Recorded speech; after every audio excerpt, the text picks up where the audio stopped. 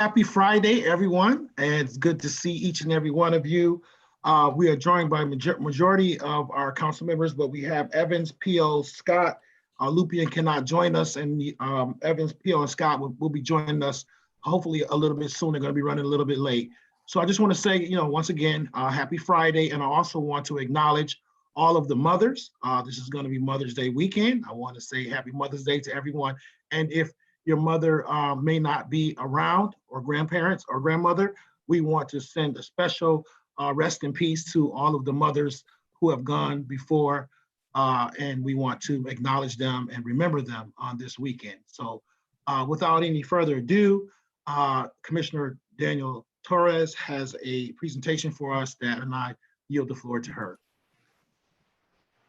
And Councilmember, just a quick note, Councilmember Pio is with us. Some folks who don't have their video on, you won't be seen in the YouTube video. So for the record, I would just note that we are joined by Councilmembers Ortiz, Harris, Patterson, and Pio, who are not on video right now, but are available by audio. Thank you, BJ. And I do have some slides to share with you. Am I able to do that, BJ? Yeah, you should have the permission on your computer to do so. Okay.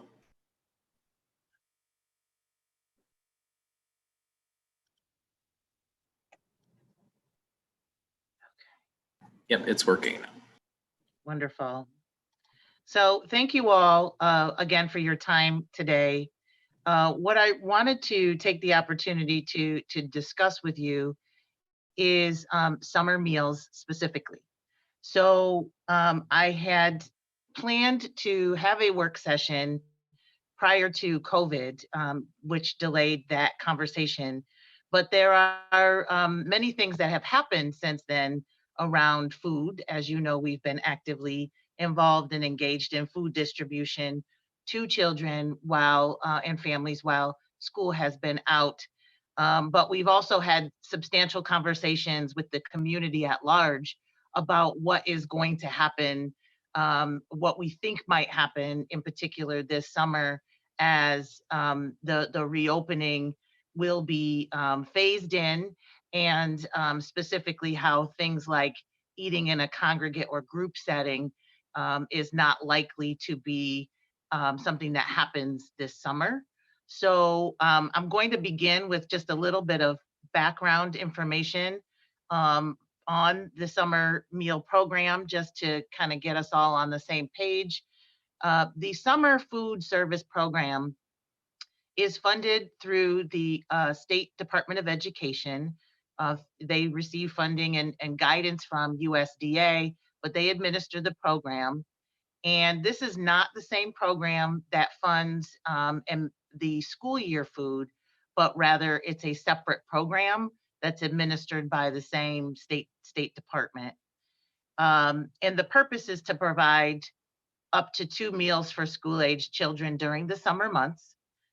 We've long been a participant in this summer meals work, and we have as a community made many strides in working together to try and increase the number of youth that we reach in the summer. And just, there's some information there from the state website about what kinds of entities are eligible to sponsor summer meals. So it doesn't just have to be school districts or nonprofits. The city has been a longtime sponsor for this program and participant in this program. So the next thing that I wanted to talk about was the Summer Meals Partnership that we have in Rochester. So many of you know, but some of you may not know, that we work in collaboration with FoodLink, the City School District, but also Common Ground Health, the Rochester Area Community Foundation, and other entities that make up the Summer Meals Collaborative. And this group works together to try to plan in advance for the summer, but also to work on expanding our reach together. And our collaborative efforts are noted by the state as a model because we work together with this summermealsrock.org website. We do joint marketing and messaging for the community so that we can have a single message. So to let people know where they can get food, how they can get food.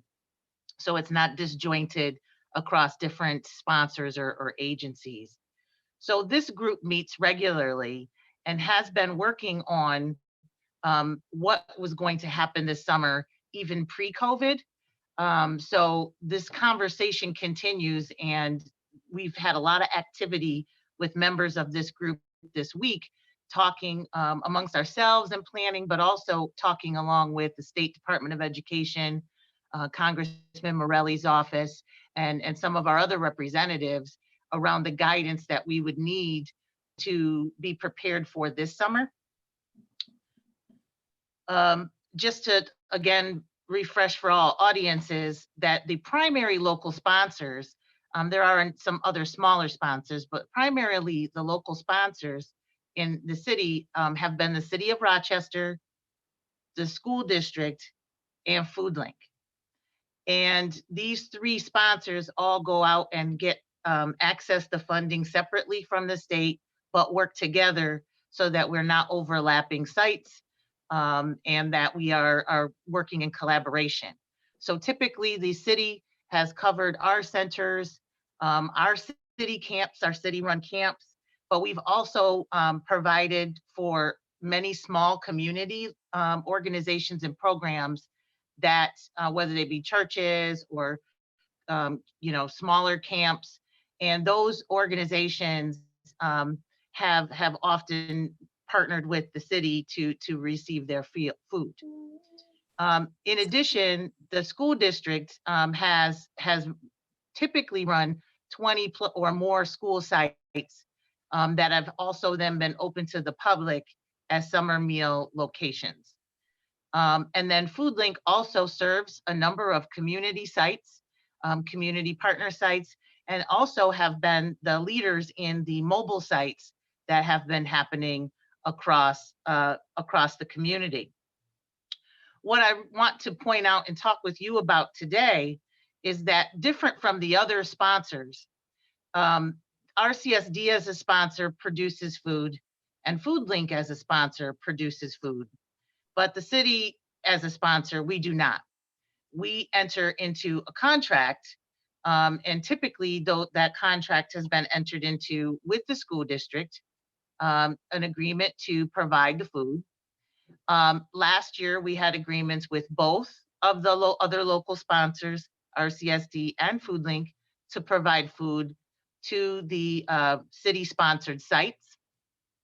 So just to give you that kind of background, I'll tell you what we were talking about pre-COVID, which is pre-COVID, RCSD had announced that they were going to open 2 school sites for the summer, and that those school sites would not be open to the public for meals.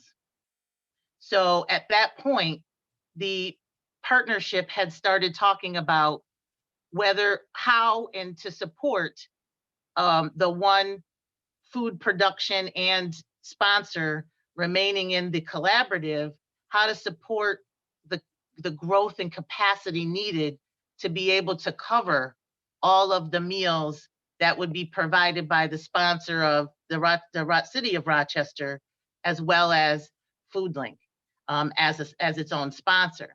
So we started having conversations as a community once the school district had announced what their summer plans were going to be. And this is what I was going to be talking to you about prior when the work session was scheduled before. And ultimately, even with everything that's happened with food distribution, this picture hasn't changed in terms of what will the unknowns around RCSD. So at this point, based on the guidance that we have all been talking through this week, we know that the reopening plan has recreation and education in the 4th phase, and that, again, congregate meals or eating together in groups is highly likely to not happen during this summer. While the governor has not given guidance on what will happen with the schools on their distance learning for the summer, it is highly anticipated by the state that there will not be any activity in schools during this time. So the picture of whether or not RCSD would be a sponsor this year has not changed. And it doesn't appear that they will be able to be a sponsor in this summer food work. And so what I will end with and then start the dialogue with you are the current issues that I wanted to discuss with you. As I said, the congregate meal is not likely to happen during the summer of 2020. The state education department has applied to the USDA for an extension. So right now we are all operating under this, what's called a blanket waiver. They're waiving all of the normal rules for reimbursement and for serving the meals. Normally they have to be served in a group setting. They can't be grab and go. There's many other components that restrict the program. And for this COVID emergency extension, so the USDA has granted a waiver allowing school districts, allowing the state to allow our partnerships to supply food in a grab and go methodology. So in order but that waiver expires on June 30th. So in order for us to be able to continue to do non-congregate meals in the summer, we need that waiver to be extended. So that's what we've been really working on as a community, advocating for the USDA to approve that request for that waiver to be extended. If the USDA does extend that waiver and allow the non-congregate or grab and go meals to continue, the community collaborative group wants to continue to work on exactly what that model of service delivery is going to look like. And that would include some grab and go locations, fixed sites where people would go. This is similar to what we are doing now, but would also include mobile meals, somewhat similar to how we've done in the past with both FoodLink mobile meals, but also Rec on the Move mobile meals that we've done in the past. And then an additional model, which would be allowed under this waiver, which would be to do some delivery of meals. So our current issue is that the city of Rochester, we must apply to be a sponsor, and we must select a vendor to provide the food. Normally, if we were not going to be able to use our local school district, which is always the default provider, but if we weren't going to do that, we would have to go through a procurement process. But because of COVID, they will be waiving that process and would allow, upon the sponsor's approval, to select and enter into a contract with a food vendor who can meet the need without going through their normal bid process. So with all of the things that have happened, we would normally be talking about this at this time, but we wouldn't normally be making a lot of changes to what we would be doing. So I had originally wanted to talk it through a little earlier to be able to meet those procurement guidelines for the state, but we don't have to do that. They've made some waivers because everybody's been a little delayed in their ability to figure out what is going to happen in the summer. So here I've outlaid kind of the issues and would like to take questions and dialogue with you on this topic. Thank you, Commissioner Torres. I think we have Madam President has entered the room.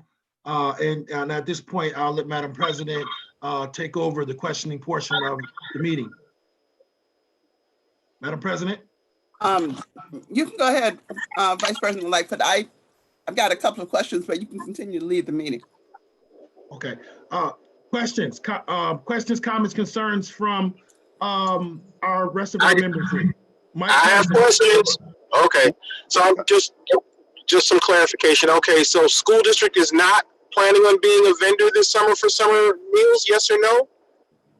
The school district is not planning to be a sponsor for summer meals and has said that the reimbursement rate is not a rate at this time that they would be able to enter into any agreements to be if the reimbursement rate is not increased, they would not be able to produce food.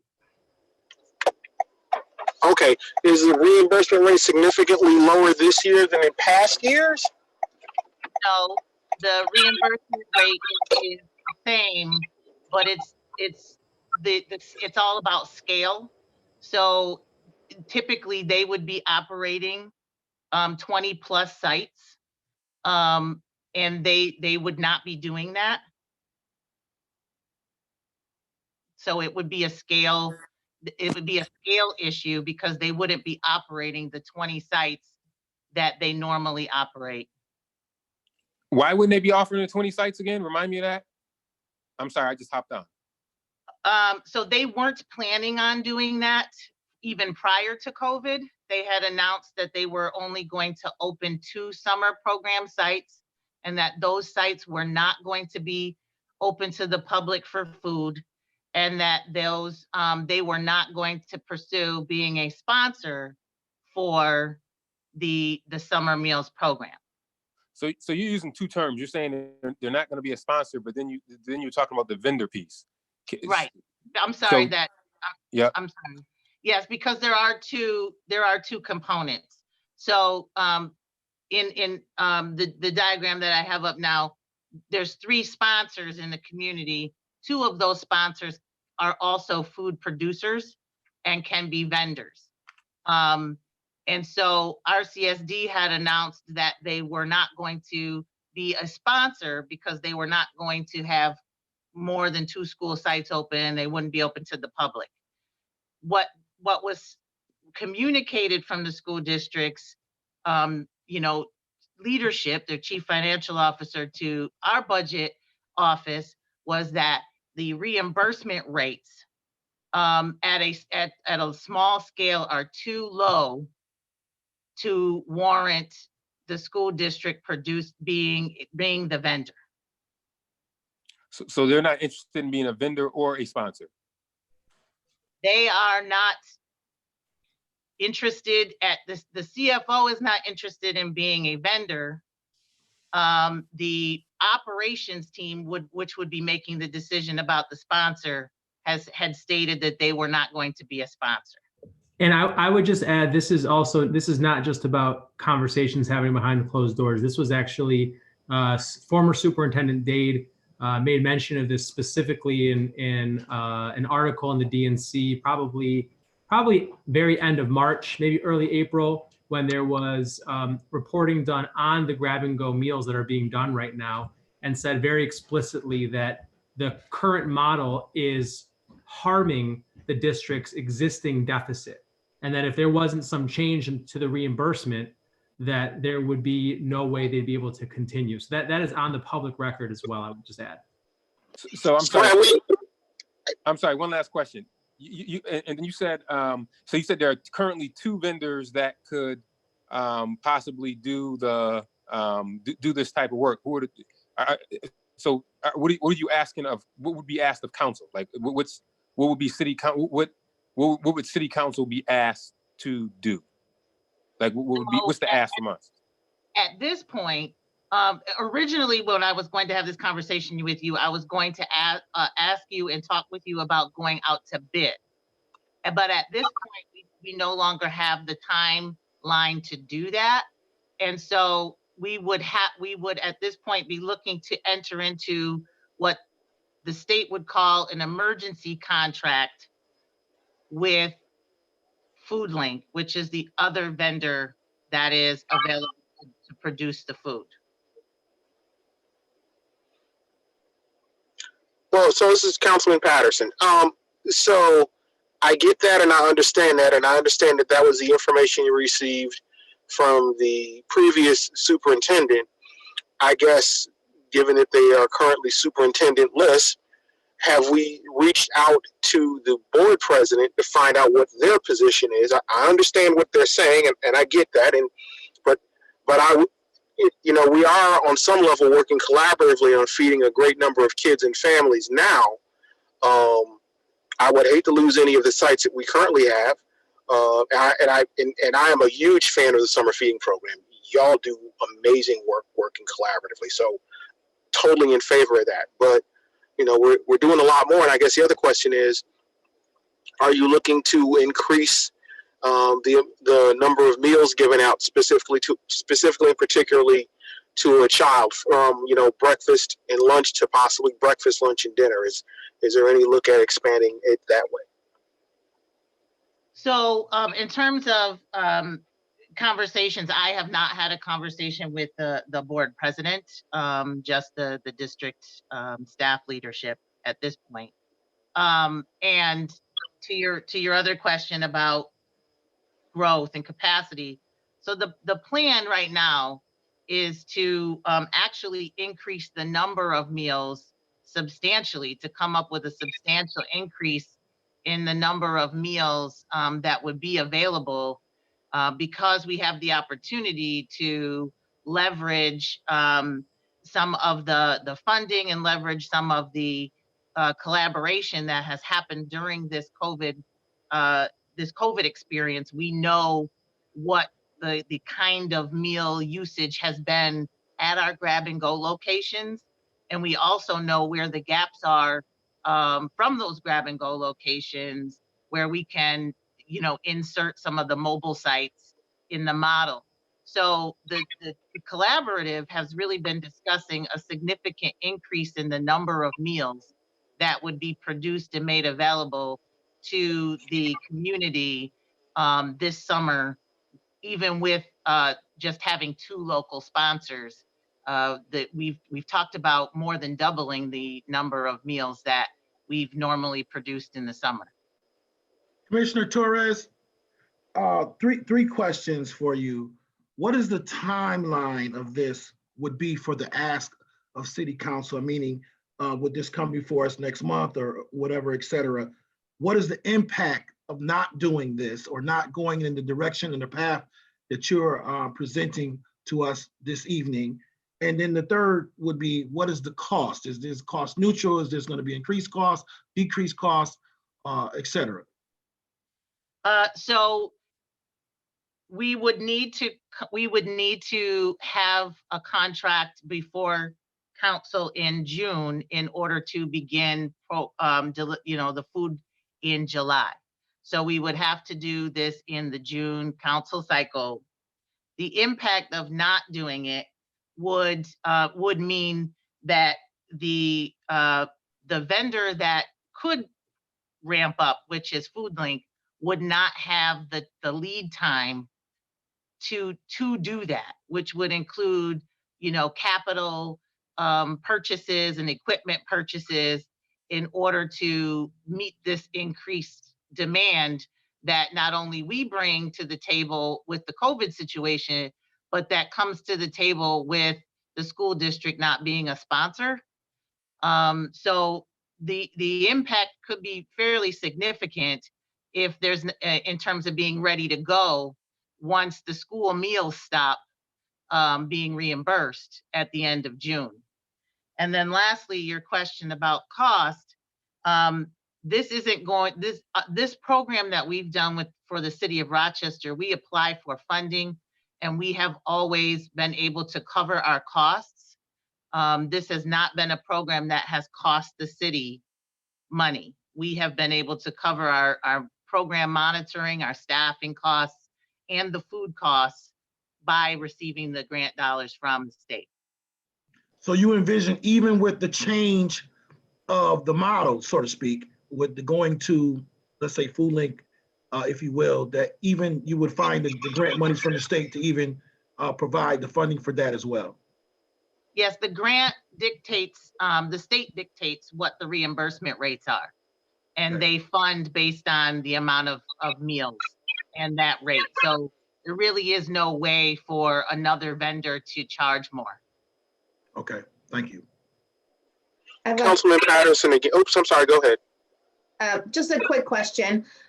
Commissioner, can you tell me, so, and I hear what you're saying as far as the school district not wanting to, but I'm having a hard time understanding with all of the concerns and the questions that were raised last year about their summer staff being left out, if you will, or losing positions as a result of the changes, how they would decline wanting to participate both as a vendor and a sponsor.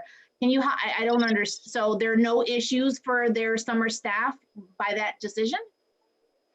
Well, I can't speak on their behalf, but what I can say is that prior to even the COVID, the school district had announced that they were not doing service in the summer.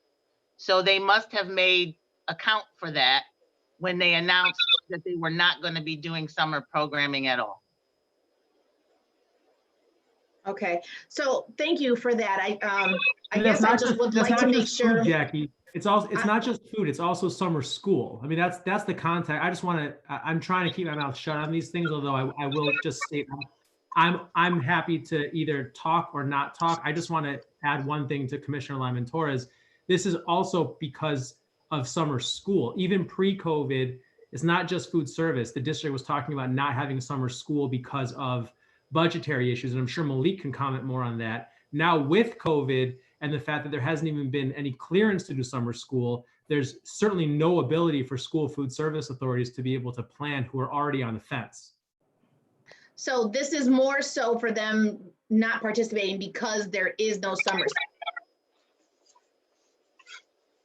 Right, correct. That's the When they were- rationale behind their decision. Right. So when they announced they were not doing summer school, they then said they were not doing, they were not going to then open those schools still for summer meals.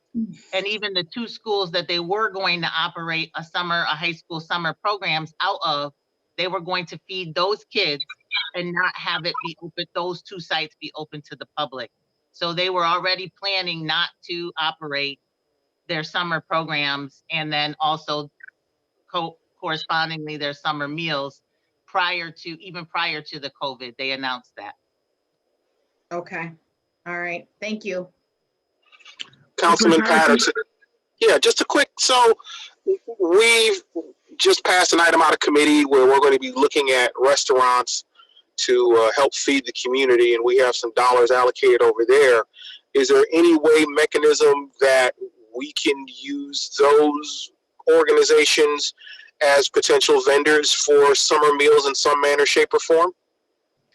Yeah, so I think what would be the best for us would be for the vendor that we select to subcontract with any of those restaurants, so that was coordinated by that vendor as opposed to being coordinated by the city. Okay, fair enough. On that same line, this is President Scott. Because we're going to be asked to enter into a contract with a member of council, and let me predicate this by saying I am a long time Food Link advocate and proponent. I solidly for them, but I do not want any hint of a sweetheart deal. So we've got to be clear and careful to ensure that there's nobody else in that space that would say, well, I could have done this if I'd known about it. I need to ensure that the process that we use does not open itself to any thinking or words of that sort. What do we need to do in order to ensure that? That's a good question.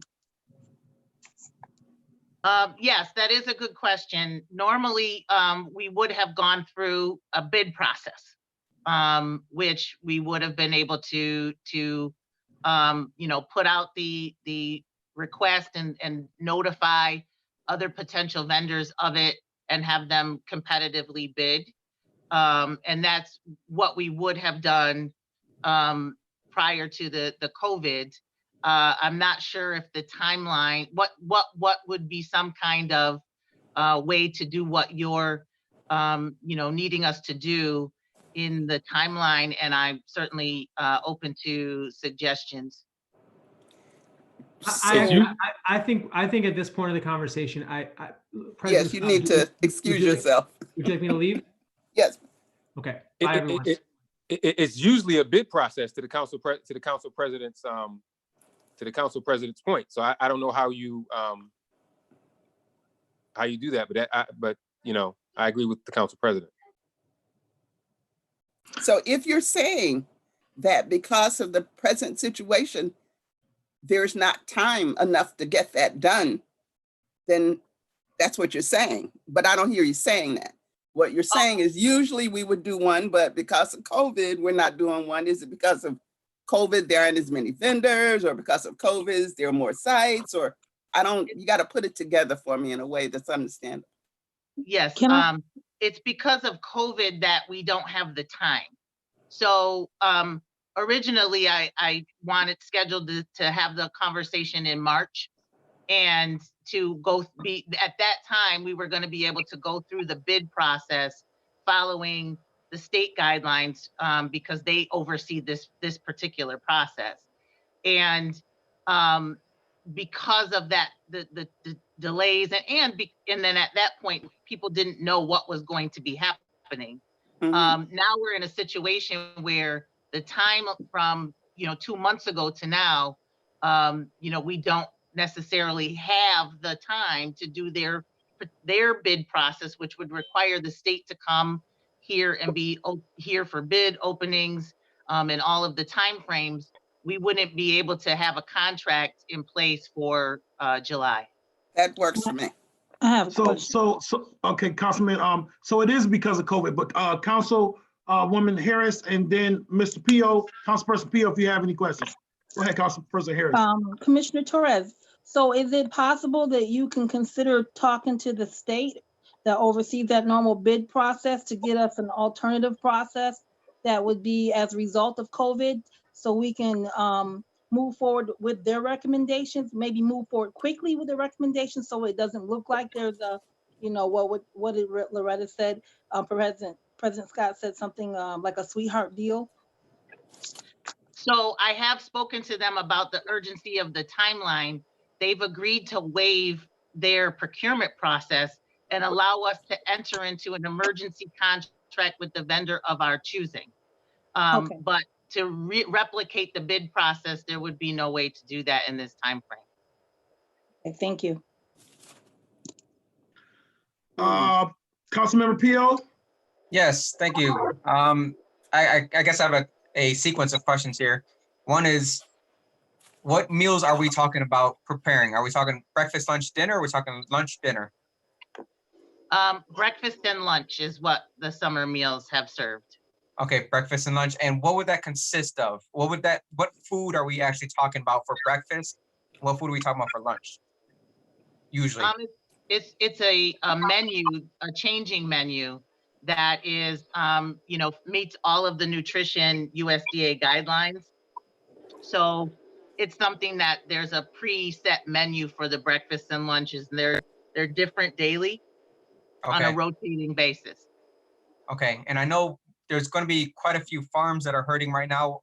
Is there any way we can do something where we get food directly from the farms, or is that just not even in our wheelhouse? We'll leave it to the place like FoodLink to do.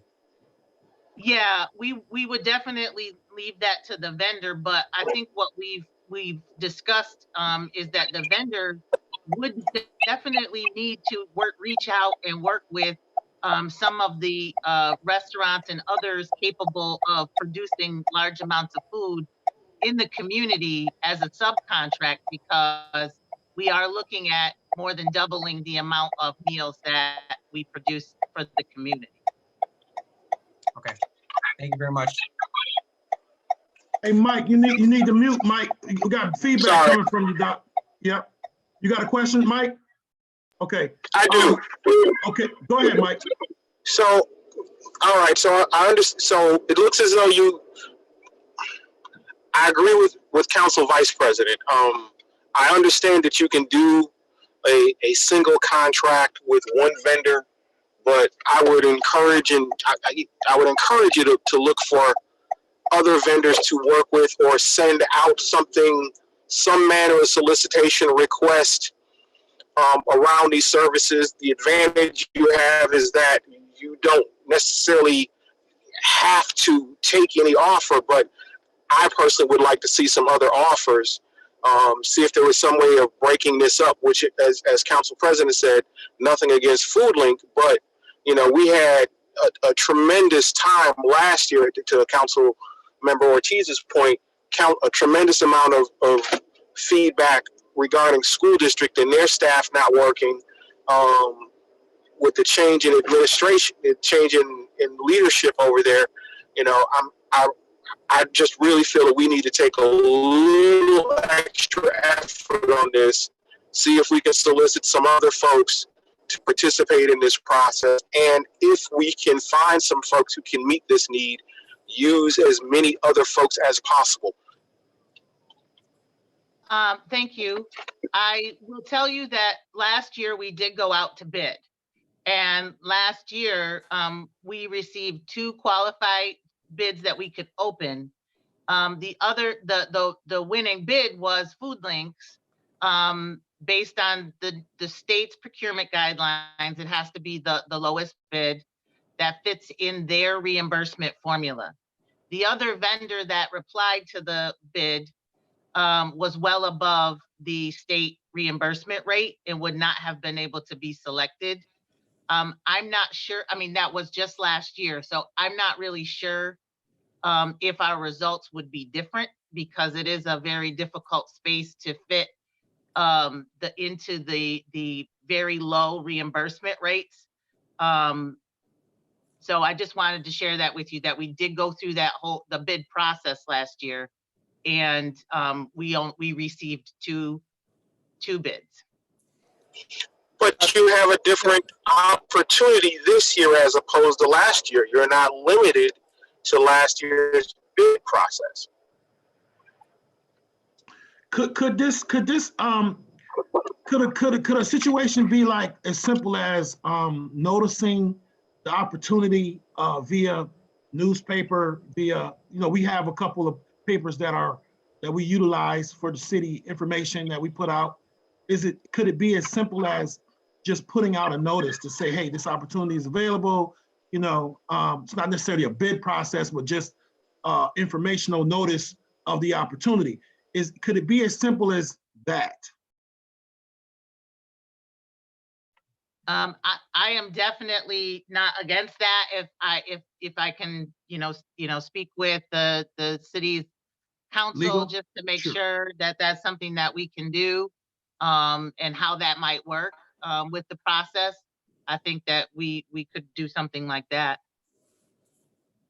I think it would make some people feel a little more comfortable just knowing that, we did our due diligence under the time frame. We understand that this is a COVID related situation. Let's be very clear about that, right? You were supposed to meet with us 2 months ago. You were not able to meet with us 2 months ago due to all of the changes that we've been under due to this pandemic. So that's put us to the space of having less than, let's say, 1 cycle before you need to come before us. So I'm not sure if that's even doable, but I'm just saying if at least it's worth a try to at least clear some of the minds of some of my colleagues. And of course, Madam President brought forth a very important thing that could be perceived. So to kind of make that not happen, if that's able to do that, I think that would be helpful, or any other way that we could notice the opportunity to someone other than the potential vendor that we're looking at currently, just due to the time frame of the matter.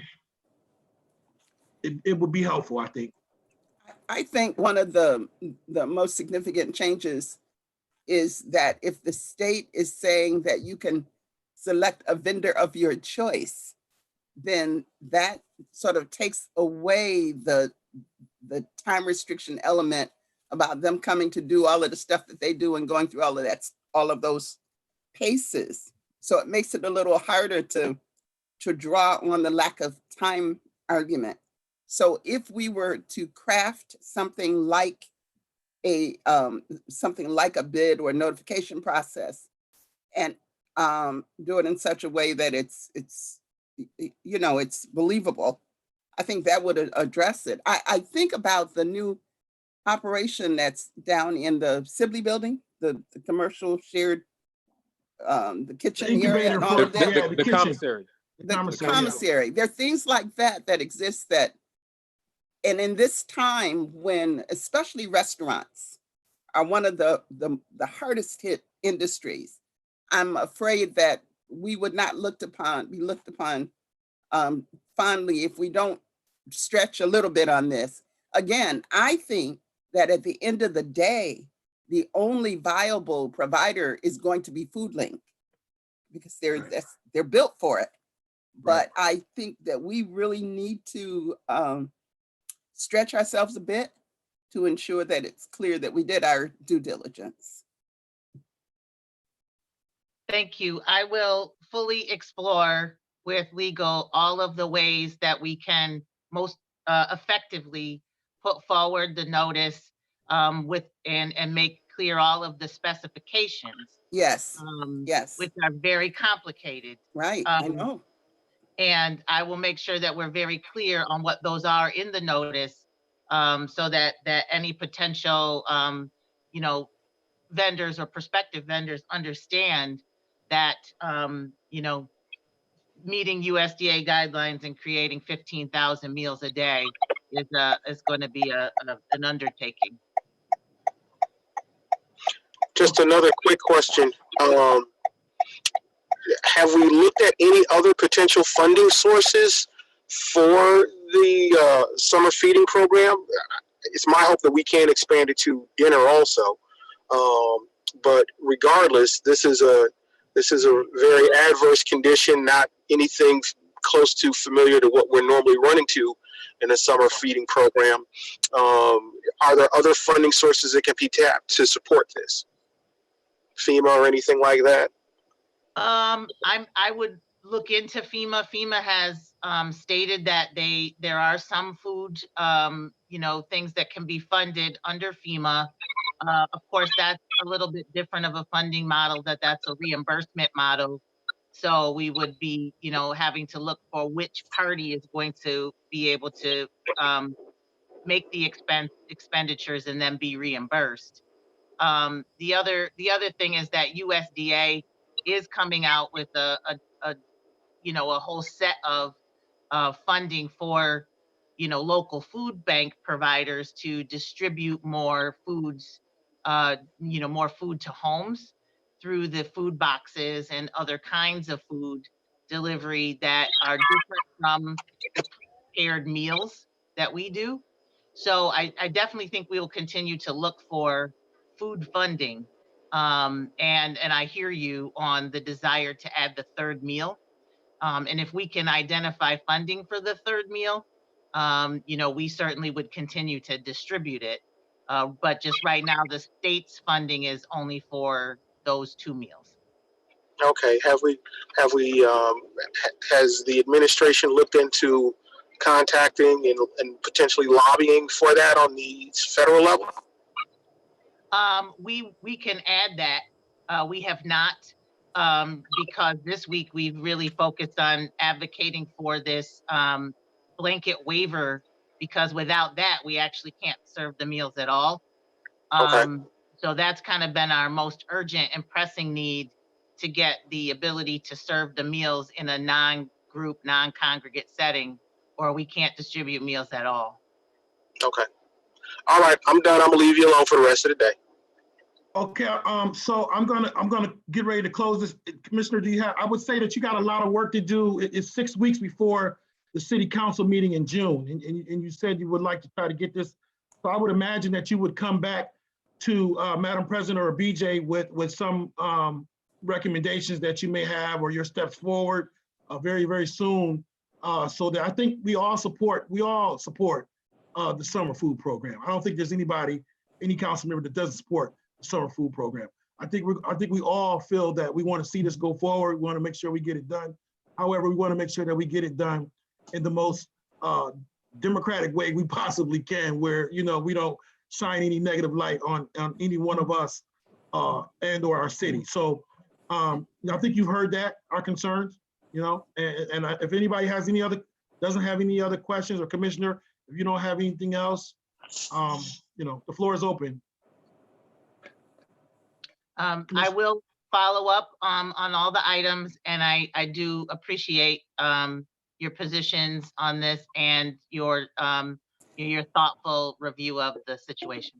And I want to make sure you're clear, though, while I've thrown a lot of stuff out about stretching and all of that, but if you definitively stated the reasons that that is not possible, I think we could consider that. Okay. Thank you, Madam President. Okay, so if does anybody else have any other comments before we get ready to adjourn? Anybody else? I want to make sure everybody's had an opportunity.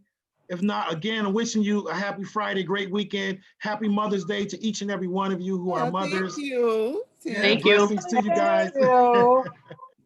And you have Same a to your great wife weekend. and your mom. I will. Thank you so much. You guys have an amazing weekend. You too. All right, Thanks. blessings. All out. Stopping.